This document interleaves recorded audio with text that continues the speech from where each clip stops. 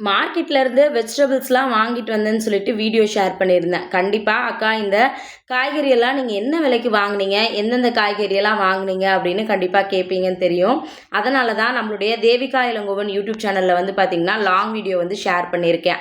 நீங்க யூடியூப்ல வீடியோ பார்க்குறீங்க அப்படின்னா, இந்த வீடியோக்கு கீழ கிளிக்கபிள் லிங்க் குடுக்குறேன். அதுல வந்து நீங்க செக் பண்ணி பார்க்கலாம். இல்ல நம்மளோட வீடியோஸ நீங்க Instagramலயோ இல்ல வேற ஏதாவது ஆப்ல பார்க்குறீங்க அப்படின்னா, மறக்காம தேவிகா இளங்கோவன் யூடியூப் சேனலை வந்து சப்ஸ்கிரைப் வந்து பண்ணி வச்சுக்கோங்க. அதுலலாம் லாங் வீடியோஸ் எல்லாமே வந்து வரும்.